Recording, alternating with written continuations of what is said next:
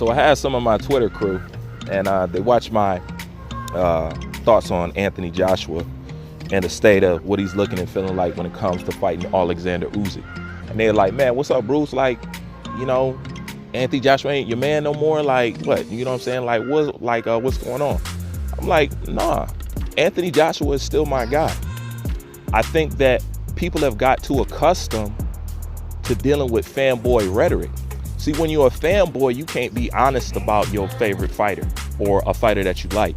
You're going to remain delusional. You're going to make up lies for him. Just like Canelo Alvarez, he's too young. Bivol was too big. He had a vegan diet. He was golfing. He was this. He was that, you know, and it's the man's job and profession and bread and butter to fight. Okay?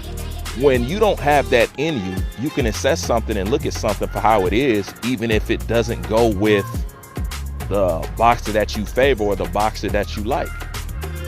And it's not like Anthony Joshua don't have the tools. Of course, Anthony Joshua has the tools. You know what I'm saying? He had the tools to beat Andy Ruiz in the first fight, but did he do it? No. And that's why the whole world was left shocked like that. We just didn't think that something like that, you know what I'm saying, would happen. But it did happen. But he had the tools all along to beat Andy Ruiz. He did. Okay? So in the rematch, it's just a fight that he should have won the first time. You know? Now with Usyk, it's a little bit more understandable. A lot more dense skill set. You know what I'm saying? Awkward, southpaw, all that. All that is understandable.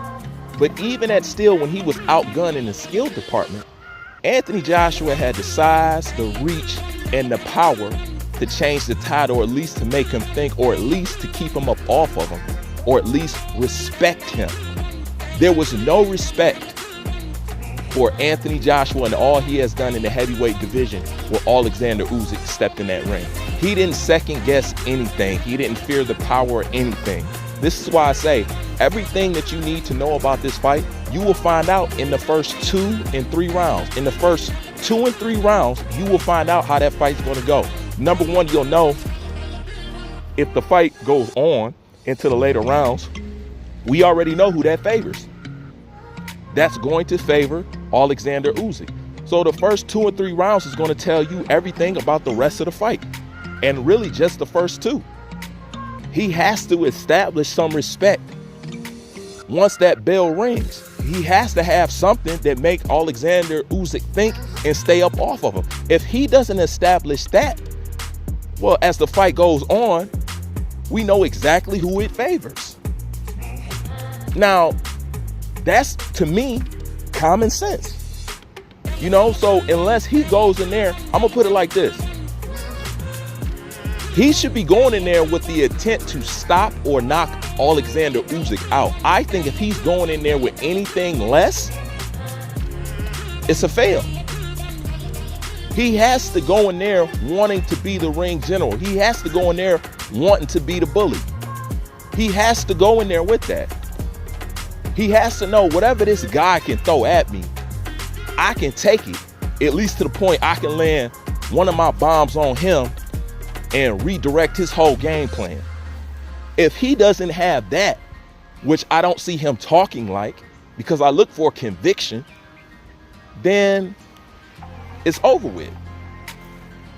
Period. So the first 2 or 3 rounds are going to tell you everything that you're going to need to know about the fight at the end of the day.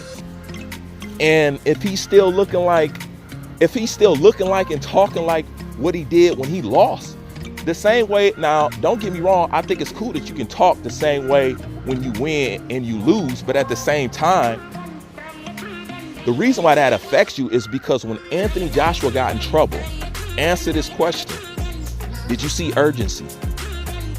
It wasn't there. The urgency wasn't there. The do or die was not there. Well, if I'm gonna go out on my shield, giving it all I got. It was not there. Same thing in the Andy Ruiz fight. He could say what he want, but he wanted out of that fight. That's why he spit his mouthpiece out and everything. Yes, a lot of other stuff was going wrong, but at the end, what did he look like? He was more happy that was over with than anything else. But it has to be a sense of urgency. It's got to be some sense of want to get back. It's got to be some sense of, I got to correct this. Keep going in cool, calm, and collective. You know what I'm saying? Now don't get me wrong. It does serve a purpose, but at the same time, it will also hinder you, because when it's time to hit that switch, when it is do or die, when all stuff go out the window, what are you going to have? That fight or flight mode. And his fight or flight mode don't show up. That's all that I'm saying. But do we have the skills? Yeah. Can he beat Usyk? Yes. Usyk is not as great as everybody's saying he is. Not to take anything away from him, because he is very good. But to elevate him to this mythical status where he's a guy that just can't be touched is not true. He can be touched. And guess what? He can be hurt. And guess what? He can be put down. But if you don't feel like you're a man that can go in there and do that, well, he gonna just dance around you like Tinkerbell and sting you all day. And let's be honest, he was on the verge of knocking Anthony Joshua out. The fight was stopped before that could happen. But that was the next step. And matter of fact, didn't he say he held back from knocking Anthony Joshua out? I mean, so what kind of stuff is that to have on your brain? I'm just saying, the first 2 or 3 rounds are going to tell you everything that you need to know. But if he don't go in there demanding some respect and be in the ring general, controlling that, and let him know you're in here with a bigger man, a 6'6", 200 something some odd pound, heavy hitting heavyweight, then you got to let him know you really a cruiserweight. I'm really a heavyweight. There should be a differentiation, but it was no differentiation.